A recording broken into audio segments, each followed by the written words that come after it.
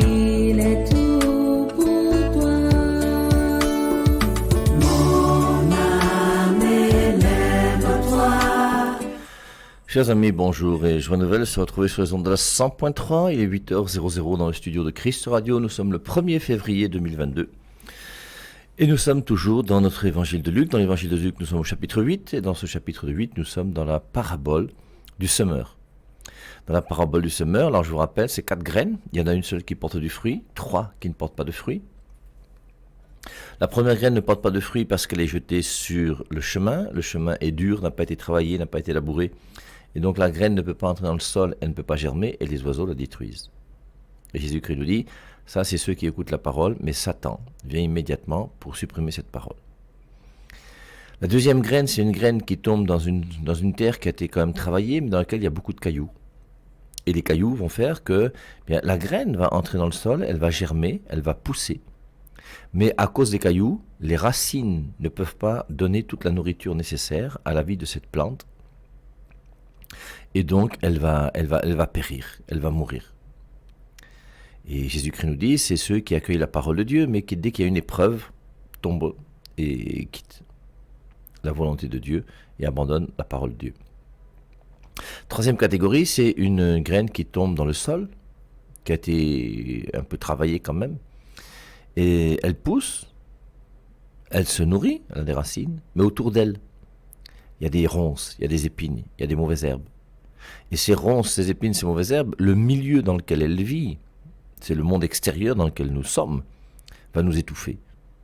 Et c'est les gens qui ont décidé de suivre Dieu, mais qui, au bout d'un moment, au fur et à mesure de l'usure du temps, chaque jour, ils ont essayé d'être honnêtes, ils ont voulu être chrétiens, ils ont voulu que la parole de Dieu soit vraiment leur lumière, mais ils ont vu tellement de gens à côté faire des choses bizarres qu'au bout d'un moment, ils sont influencés par ce monde, et eux aussi, en manquant de force, ils vont commencer à vivre comme les autres. Et donc, c'est à partir de les plaisirs de la vie, la richesse du monde, toutes ces choses vont faire que, mais au bout d'un moment, on va se détourner de la parole de Dieu et on va faire comme tout le monde,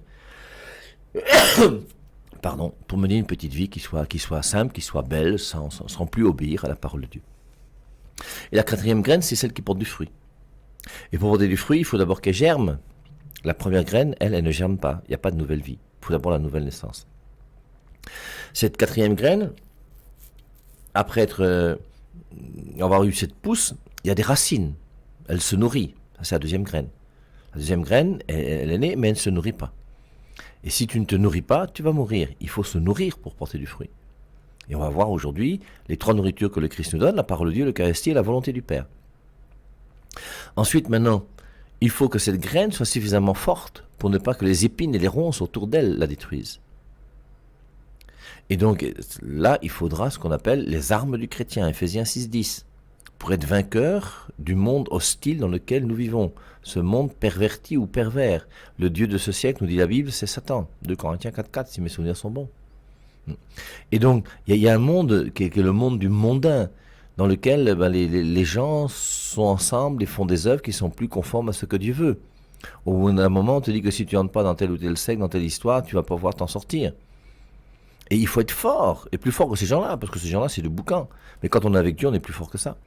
Et donc, la graine qui va porter du fruit, c'est celle qui accepte de naître, celle qui accepte de se nourrir, celle qui accepte de lutter contre le monde pervers dans lequel nous vivons. Et à ce moment-là, on pourra porter du fruit 30, 60, 80, 100. Alors, c'est la parabole du semeur. Alors, on avait vu hier la première graine. La première graine, c'est la graine qui nous fait comprendre que si je veux porter du fruit, il faut d'abord naître de nouveau. Elle est jetée sur le chemin. Sur le chemin, elle ne peut pas entrer en terre, elle ne peut pas germer, les oiseaux la dévorent. Donc, première condition pour pouvoir porter du fruit, c'est naître de nouveau. Et on a vu hier, alors qu'est-ce que c'est que la nouvelle naissance? On distinguait la nouvelle naissance et le baptême. La nouvelle naissance va nous conduire au baptême, qui n'est pas forcément par immersion totale. Ça, je vous rappelle que je suis absolument contre tous les baptistes qui vous font croire que le seul véritable baptême, c'est l'immersion totale dans l'eau. Ce sont des histoires, c'est pas biblique et c'est pas théologique. Et ensuite, on a parlé un petit peu du baptême des enfants, toutes ces choses. En tout cas, si vous avez des questions, n'hésitez pas. Vous allez sur mon site YouTube, Père Hervé Marie Ignard, Hignard. Vous trouverez toutes les émissions que vous voulez sur le baptême des enfants et tout le reste. Deuxième graine, celle qu'on va voir aujourd'hui, c'est cette graine qui faute de racines. Donc on voit bien qu'il y a cette pousse, cette vie qui est là. Et cette pousse et cette vie, maintenant il faut la nourrir. Je vous rappelle que lorsqu'une femme accouche un enfant, elle va commencer par l'allaiter. Parce qu'une fois que tu mets un enfant au monde, tu lui as donné la vie, oui. Mais en lui donnant la vie, ça ne veut pas dire qu'il va continuer à vivre. Il faut maintenant que tu le nourrisses. Si tu ne le nourris pas, il va mourir. Et c'est pareil pour la vie divine. Je reçois la vie divine par la nouvelle naissance. La vie divine par la nouvelle naissance est une étape de mon cheminement de chrétien. Mais c'est pas parce que je suis né de nouveau que j'irai au ciel. Il y a des gens qui sont nés de nouveau qui ne sont jamais allés au ciel. Hein. C'est la première étape. Maintenant, après être né de nouveau, il faut maintenant se nourrir. Et maintenant, ce qui est important, c'est tu vas te nourrir comment? Vous voyez, la nouvelle naissance est commune à toutes les églises. Toutes les églises, quelle que soit leur dénomination, protestants, pentecôtistes, adventistes, enfin, prenez tout ce que vous voulez. Nous sommes tous d'accord sur la nouvelle naissance. Et pendant la semaine de l'unité, tous les pasteurs, tous les prêtres vont prêcher la nouvelle naissance. Parce que là, quand tu vas chez un protestant et que tu prêches la nouvelle naissance, tu vas chez un pentecôtiste et tu prêches la nouvelle naissance, on va t'applaudir. Alors c'est clair que si maintenant tu parles de la Bible 73 ou 66 livres, ce sera un autre problème. Mais il y a des thèmes qu'on a en commun, et la nouvelle naissance est un thème œcuménique. Tous les chrétiens de la terre sont d'accord ensemble sur ce que c'est que la nouvelle naissance.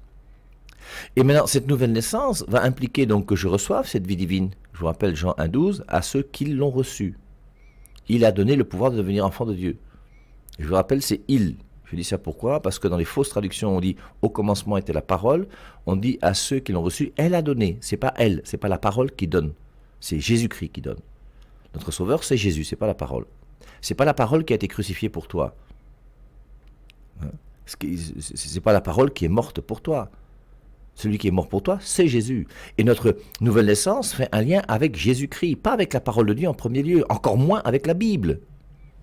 C'est pour ça que ceux qui sont complètement endoctrinés par la Bible, il y a quelque chose qui ne va pas dans votre vie, vous êtes déséquilibré. Parce que la Bible n'est intéressante que lorsqu'elle nous ramène à la parole de Dieu, et la parole de Dieu n'est intéressante que lorsqu'elle nous ramène à Jésus-Christ. Et la source pour nous, c'est Jésus-Christ. Et c'est Jésus-Christ qui donne sa parole, et ensuite sa parole qui est gardée par l'Église, tradition orale qu'on appelle tradition avec un grand T, qui transmet la parole de Dieu intégralement d'une manière orale, avant que la Bible naisse un peu plus tard. Et cette tradition orale implique l'Église qui transmet la parole de Dieu. Et cette Église va interpréter, va discerner le nombre de livres, et c'est pour ça que l'Église a autorité sur la Bible, mais l'Église n'a pas autorité sur la parole de Dieu. Bon, clair. Ça, il faut revenir sur les émissions de YouTube. Alors, mais c'est important tout ça. Et donc, à ceux qui l'ont reçu, il a donné le pouvoir de devenir enfant de Dieu. Je peux devenir enfant de Dieu. Et pour devenir enfant de Dieu, il faut que je reçoive la vie même de Dieu. Si tu as un chat à la maison et que tu veux qu'il devienne ton fils, il faut qu'il ait la nature humaine. Tant que ton chat aura la vie de chat et sera un chat, il ne sera pas ton fils. Aucun chat n'est le fils d'un homme. Le fils d'un homme, c'est un homme. Le fils de Dieu est Dieu. Et le fils d'un chat est un chat. Et le père d'un chat, c'est un chat. Et tu n'es pas son père, tu n'es pas un chat, tu es un être humain. Alors, tu peux l'aimer comme tu veux, tu peux lui mettre une perruque sur la tête, tu peux lui mettre des chaussures dans les pieds, tu peux lui apprendre à fumer si tu veux, ou tout ce que tu veux, il restera un chat. Et c'est pour ça qu'il y a une différence entre le chat et l'homme, comme il y a une différence entre l'homme et Dieu. Et pour que l'homme puisse devenir enfant de Dieu, il faut que l'homme puisse recevoir la vie même de Dieu, donc la vie divine. C'est pour ça que la nouvelle naissance est une manière pour nous de recevoir une nouvelle vie. La vie humaine, je l'ai reçue de mon père et de ma mère. Je suis né le 28 août 1961. Et ensuite, maintenant, Dieu lui aussi veut me donner sa vie. On avait vu l'arbre de vie dans le jardin d'Éden et tout le reste. Et donc, la nouvelle naissance est absolument capitale. Maintenant que j'ai en moi cette nouvelle vie grâce à la nouvelle naissance, maintenant que j'ai cette vie divine en moi, j'ai la vie humaine et j'ai la vie divine. La vie humaine, je m'en occupe. Tous les jours, il faut que je mette des chaussures dans mes pieds avant de sortir. Je me brosse les dents, je mange, je m'habille, parce que je ne sors pas nu, bien sûr. Et donc, ma vie humaine va impliquer une manière de vivre. Et un homme ne vit pas comme un animal. Eh bien, maintenant, dans cette vie humaine qui est la mienne, je reçois une autre vie qui est la vie divine. Et de même que je nourris ma vie humaine, je vais maintenant devoir nourrir ma vie divine. Et je vous rappelle que l'être humain que je suis, comme tout être humain, qu'il habite au pôle Nord, au pôle Sud, à l'équateur, ou je sais pas où vous voulez, qu'il soit noir, qu'il soit blanc, qu'il soit jaune, qu'il soit vert, qu'il soit Tout être humain sur la terre, quel qu'il soit, se nourrit de 3 nourritures. Alors la première nourriture, qui est la nourriture que nous tous nous connaissons, c'est d'abord le lait maternel. Aujourd'hui, je vous ai dit, j'ai eu la chance hier de manger un bon serpent boa. Et un porc épic avec une sauce de bongo, mes amis, c'est bon. Et chacun d'entre nous, nous devons nous nourrir. Ce matin, j'ai pris un café. Et donc, il faut que chacun d'entre nous, nous puissions nourrir notre corps. La première nourriture pour nous, quand on parle de nourriture, c'est la nourriture du corps. Mais l'homme ne nourrit pas uniquement son corps. Celui qui nourrit uniquement son corps, c'est l'animal, la plante. Mais l'être humain ne nourrit pas uniquement son corps, parce que l'être humain a en lui l'image de Dieu, qui est cette vie spirituelle. Et cette vie spirituelle implique 2 facultés. Et ces 2 facultés sont la capacité de comprendre qu'on appelle l'intelligence et la capacité d'aimer qu'on appelle la volonté. Et nous avons en nous, l'être humain, le corps qu'il faut nourrir, bien sûr. La nourriture du corps, c'est la chop, la hit, la nyama, la dame, tout ce que vous voulez. Et ensuite, il y a la nourriture du cœur et la nourriture de l'intelligence. Et mon intelligence se nourrit de quoi? Pas de manioc. Mon intelligence qui est spirituelle se nourrit d'une nourriture spirituelle qui s'appelle pas la connaissance. Parce que la connaissance peut être bonne ou elle peut être mauvaise. Et la nourriture qui nourrit l'intelligence, c'est la connaissance qui est bonne, c'est la vérité. L'aliment de mon intelligence, c'est la vérité. Et donc, mon intelligence se nourrit de vérité. Et c'est pour ça que l'homme, quel qu'il soit, se nourrit de vérité, qu'il soit musulman, qu'il soit chinois, qu'il soit hindou, qu'il soit pygmée, qu'il soit tout ce que vous voulez, peu importe. Et nous avons tous une intelligence, et notre intelligence a besoin de grandir. Elle grandit comment? En cherchant la vérité. Et plus mon intelligence cherche la vérité, plus elle s'épanouit, plus elle est heureuse, plus elle est pleinement elle-même. Je n'ai pas seulement une intelligence qui cherche la vérité, j'ai aussi une capacité d'aimer qui cherche l'amour. Et ma capacité d'aimer qui est en moi se nourrit comment? Se nourrit de quoi? Elle se nourrit d'amitié vraie. L'être humain, avec la puberté, va voir son cœur qui va commencer à aimer. Mais son cœur a déjà commencé à aimer avant. Le cœur de l'homme a commencé à aimer dès qu'il a été accouché d'ailleurs, dès le ventre de sa mère. Je pense qu'un enfant, dès le ventre de sa mère, commence déjà à aimer. Et si son père et sa mère déjà s'engueulent quand il est tout petit, ou si son père et sa mère s'aiment quand il est tout petit, ça va changer sa manière de faire, même jusque dans le ventre de son épouse, de sa mère. Quand un papa le soir vient et touche un peu le gros ventre de sa femme, en saluant déjà son bébé, il y a déjà quelque chose qui passe entre son bébé et lui.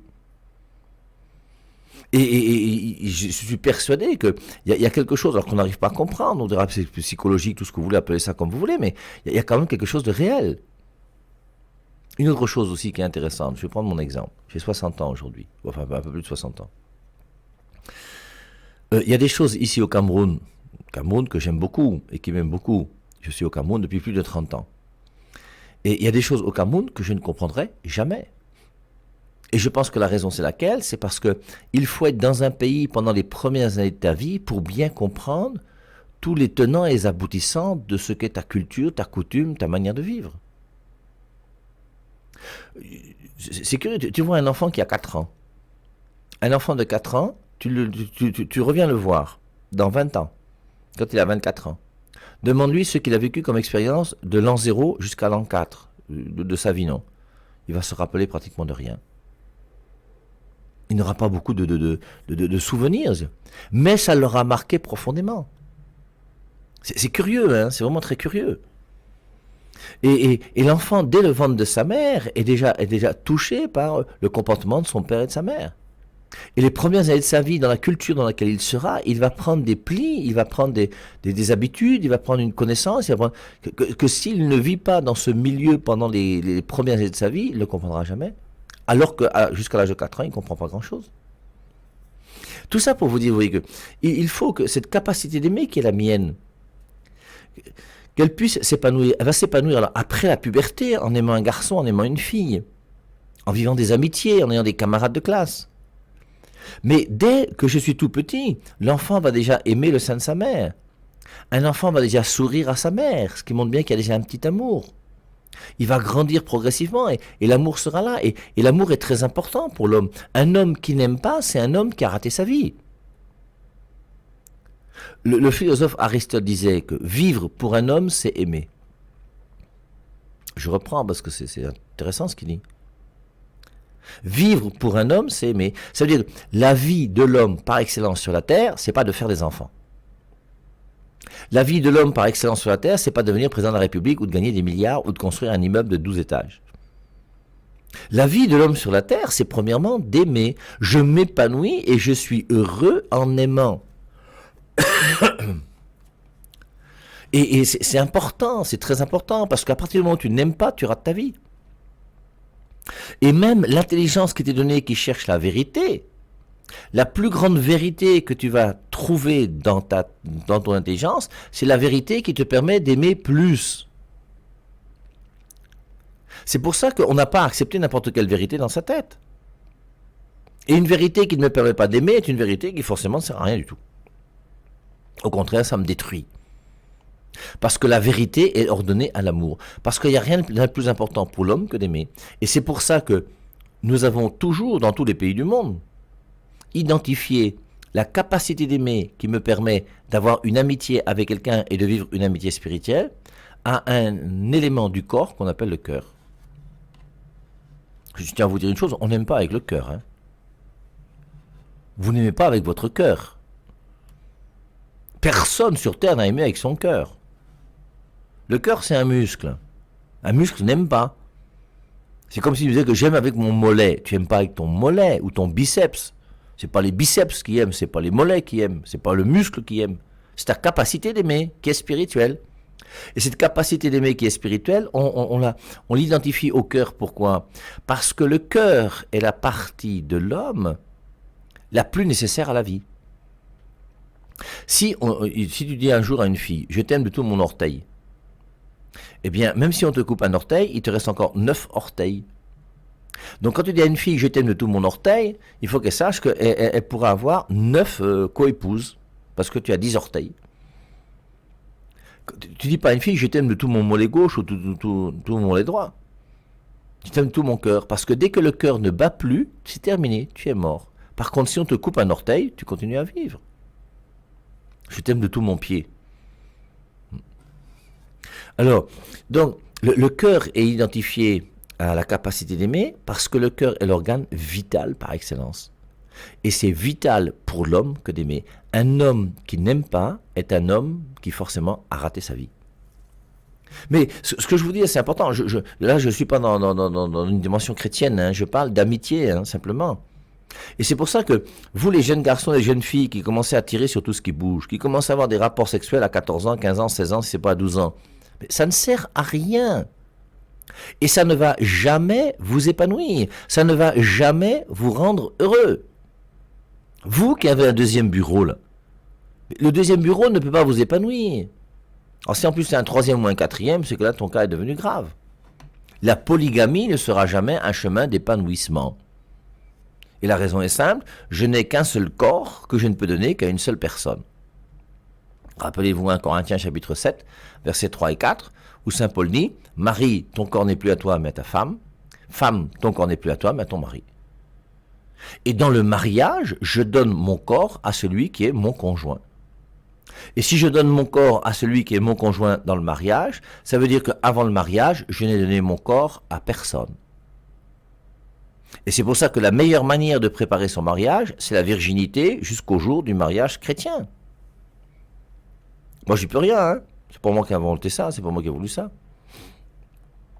Et c'est pour ça que ces nourritures humaines donc, qui nourrissent l'être humain, il y a probablement la nourriture du corps, la nourriture que je mange, qui rentre dans mon estomac. Ensuite, il y a la nourriture de l'intelligence, qui est la vérité, et la nourriture de mon cœur spirituel, qu'on appelle la capacité d'aimer, qui sont des amitiés vraies. Et en vivant des amitiés vraies, je m'épanouis. Toutes les amitiés fausses que j'ai vécues sur la terre sont des amitiés qui ne peuvent pas me conduire au bonheur. Alors ça pourrait être agréable, ça peut être tout ce que tu veux, il n'y a pas de souci. Ça peut être reposant parce que ta femme est chiante, il n'y a pas de souci, non? Tout ce que tu voudras. Mais c'est impossible que ça puisse être épanouissant. Et il faut savoir aussi, en plus, qu'il y a des amours impossibles. Vous avez le droit d'aimer le curé de votre paroisse. Vous avez le droit d'aimer Monseigneur Jean Barga. Monseigneur Jean Barga est aimable. Le curé de ta paroisse est aimable. Moi-même, je suis aimable. Et non seulement on a le droit, mais on a le devoir même. Jean 13, 34. Aimez-vous les uns les autres. Et nous devons nous aimer les uns les autres. Mais maintenant, j'aime mon curé d'une manière différente que j'aime quelqu'un avec qui je souhaite me marier. Parce que je sais qu'avec mon curé, je ne pourrai jamais me marier. Et c'est pour ça, une fille qui fréquente dans un lycée ou dans un collège ou à l'université peut être amoureuse de son professeur. Mais tu as le droit d'être amoureuse de ton professeur. Maintenant, tu vas être amoureuse de ton professeur parce que tu le trouves plus gentil que les autres, plus intelligent, plus beau, plus tout ce que tu veux. Oh, la voix qu'il a, et puis la main quand il te... Oh là là là, bon. Il n'y a pas de souci. Tu peux être amoureux. Mais en étant amoureux, il faut que ce soit un amour qui soit conforme à l'état qui est le tien et l'état qui est le sien. Il est marié, père de famille, avec déjà 3 enfants.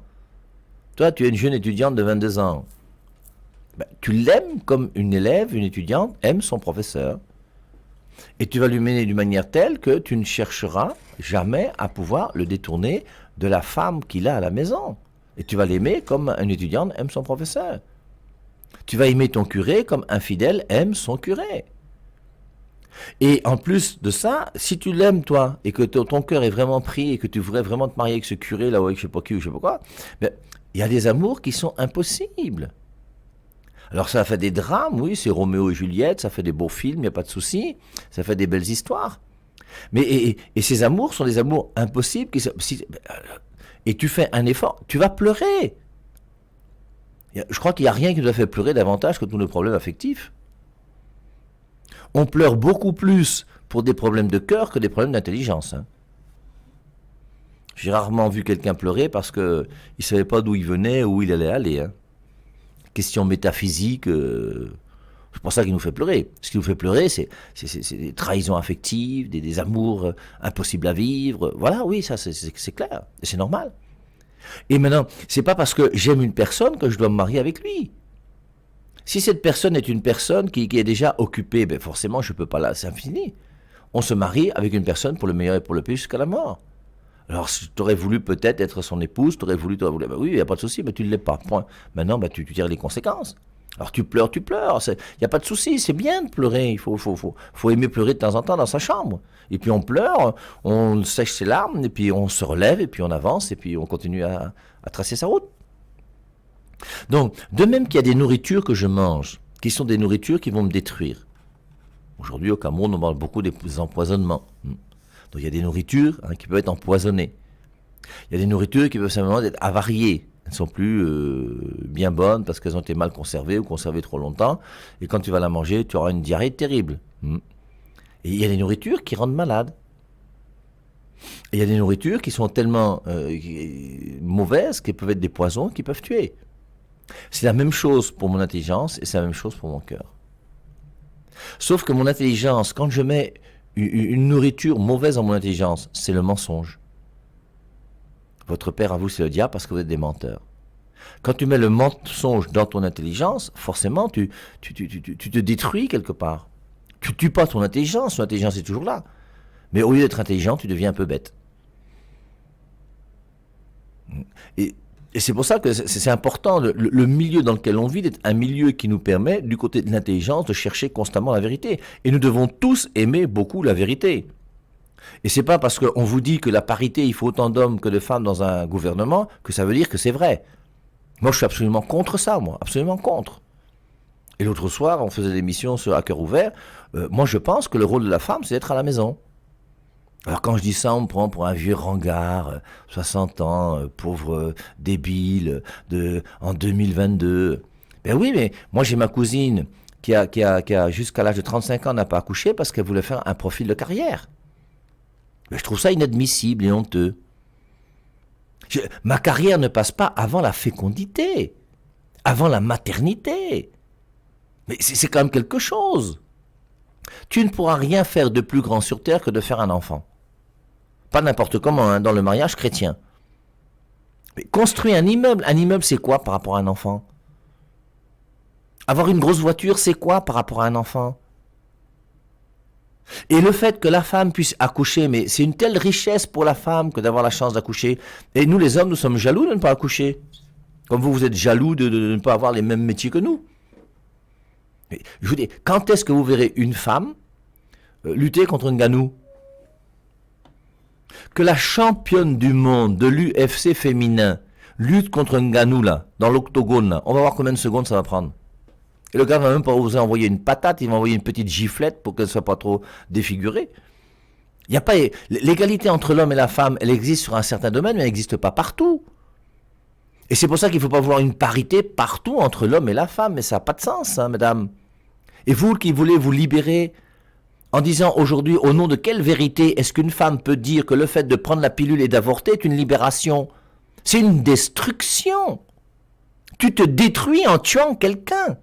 Tu vas t'épanouir comment? Je suis une femme libérée, hein. Libérée de quoi? C'est pour ça que la vérité est importante et nous devons aimer la vérité. Il faut aimer la vérité. Et la vérité va nous bousculer. Et quand je trouve la vérité quelque part, je n'ai jamais le droit de dire non à la vérité. Dire non à la vérité, c'est très grave. C'est très grave. Vous qui êtes énervé par le Père et Marie parce que je défends mon église tous les jours, si vous reconnaissez que vous n'avez pas d'argument, il faut devenir catholique, c'est tout. Il faut aimer la vérité, mon frère. Je sais que ça t'énerve, mais c'est pour ça que j'ai dit ça. Mais demande à l'Esprit Saint ce qu'il te demande de faire. Le vrai Esprit Saint, hein, pas l'Esprit Saint qui te fait dire que Jésus-Christ avait des frères et des sœurs et des bêtises pareilles. Ça, c'est un Esprit Saint qui est bizarre, ça. Et donc, la vérité est importante. Mais le plus important, c'est pas la vérité, c'est l'amour. Et c'est pour ça que la plus grande vérité que je mets dans ma tête, c'est la vérité qui me permet d'aimer toujours davantage. Alors, ce qui est intéressant, vous voyez, c'est qu'on voit que, humainement parlant, il y a une nourriture pour le corps. Il y a une nourriture pour le cœur, capacité d'aimer, et une nourriture pour mon intelligence. Eh bien, Jésus-Christ aussi me donne 3 nourritures. Et la deuxième graine de la parabole du semeur, c'est la graine qui ne se nourrit pas. Donc, si je veux porter du fruit, premièrement, il faut naître de nouveau et recevoir la vie divine. Et maintenant que j'ai reçu la vie divine, première des choses à faire, il faut que je me nourrisse de ces 3 nourritures qui sont la parole de Dieu, l'Eucharistie et la volonté du Père. Alors, je vous rappelle, la parole de Dieu, c'est Matthieu chapitre 4, verset 4 et Luc chapitre 4, verset 4. C'est la même référence, hein, Matthieu 4, Luc 4, tentation du Christ au désert. Satan dit, transforme ces pierres en pain et mange. Et Jésus répond, l'homme ne vit pas seulement de pain, mais de toute parole qui sort de la bouche de Dieu. Et la parole de Dieu est pour nous une nourriture. Et la parole de Dieu est la nourriture qui va nourrir quoi? Mon intelligence. La parole de Dieu nourrit mon intelligence. Accepter la parole de Dieu ou refuser la parole de Dieu, c'est une question d'intelligence. Être catholique ou ne pas être catholique, c'est une question d'intelligence. Moi, je ne négocie pas avec vous, je ne discute pas. C'est pour ça que je vous dis tous les jours qu'un chrétien intelligent est forcément obligatoirement catholique.